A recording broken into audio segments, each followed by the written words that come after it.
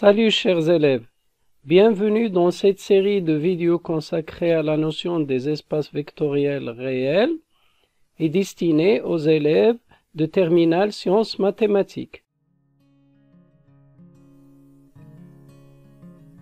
Voilà, pour définir un espace vectoriel, on a besoin d'un ensemble E qui soit muni d'une part d'une loi de composition interne plus, noté avec un rond pour la différencier du plus usuel, et d'une loi de composition externe notée par le poids à opérateur bien sûr dans le corps usuel R plus fois. Plus et fois, ce sont les opérations usuelles, les lois de composition interne sur le corps usuel R.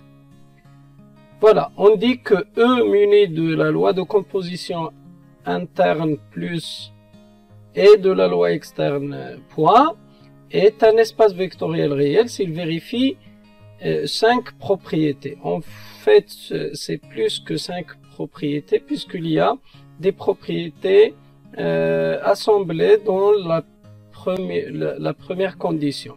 Voilà. D'une part, E muni de la première loi plus interne doit être un groupe abélien, un groupe commutatif.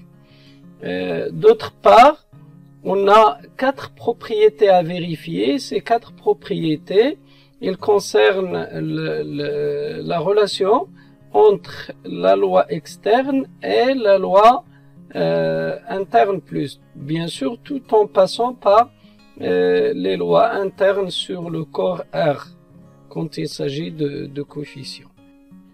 Passons maintenant à l'étude d'un exemple d'espace vectoriel usuel. Il s'agit de M2 de R plus point. Plus désigne l'addition usuelle des matrices carrées et point c'est la multiplication d'une matrice carrée d'ordre 2 par un nombre réel. Le plus est une loi de composition interne et le point est une loi de composition externe, les deux sur l'ensemble M2 de R des matrices carrées d'ordre 2 à coefficient réel. On sait que M2 de R plus fois là c'est la multiplication des matrices et c'est une loi de composition interne, est un anneau unitaire usuel. Bon, la définition d'anneau nous permet de déduire que M2 de R plus est un groupe commutatif. Donc, notre première condition est vérifiée.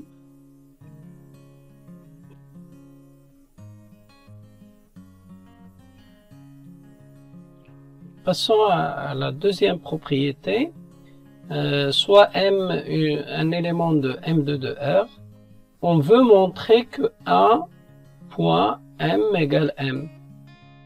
A est notre pour la multiplication usuelle dans R. Donc, par définition de la multiplication d'un nombre réel par une matrice, 1 point M, c'est égal à M. Bon, passons à la troisième propriété. Il s'agit de prendre un élément de R, voilà, c'est alpha, et deux éléments de E quelconque. Dans notre cas, c'est M et N, c'est deux matrices carrées de M2 de R. Il s'agit de montrer une certaine distributivité de la loi externe par rapport à la loi plus, à la loi interne. Voilà, donc c'est semblable à une certaine distributivité. Voilà, donc on commence par alpha M plus alpha N.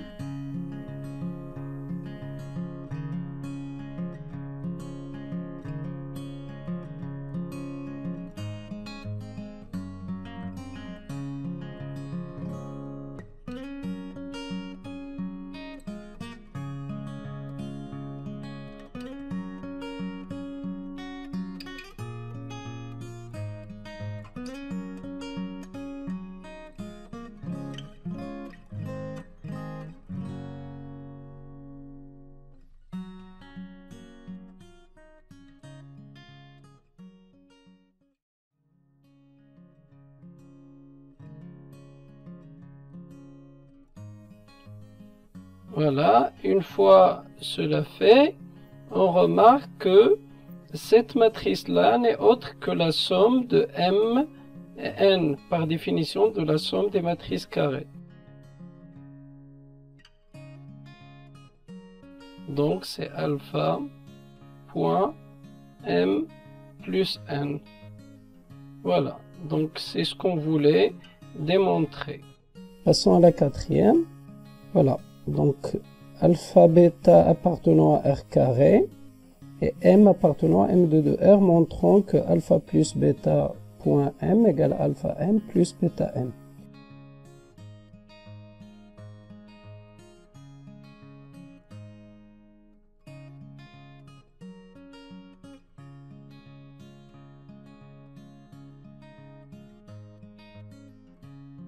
La multiplication dans R est distributive par rapport à l'addition dans R.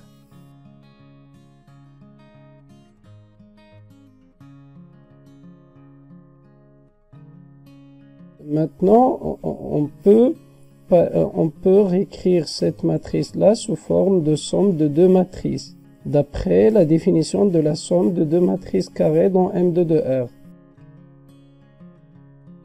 Définition de la multiplication d'une matrice par un nombre réel, par un scalaire. Donc on obtient alpha.m plus bêta.m. La quatrième propriété est vérifiée. Passons à la cinquième. Donc il s'agit de prendre alpha bêta appartenant à R carré et une matrice carrée d'ordre 2 et de montrer ceci. Alpha.bêta.m égale alpha fois bêta.m.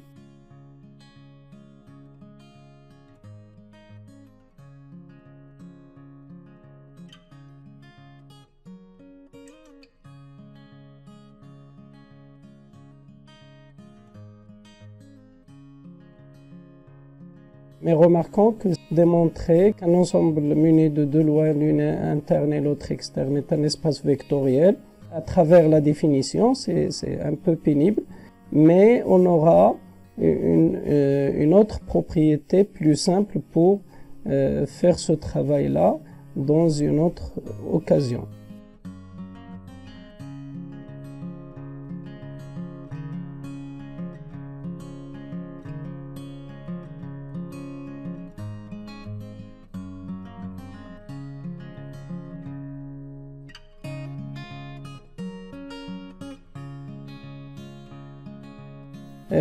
Ainsi, on peut déduire que M2 de R plus point est un espace vectoriel vu qu'il réalise toutes les propriétés de la définition.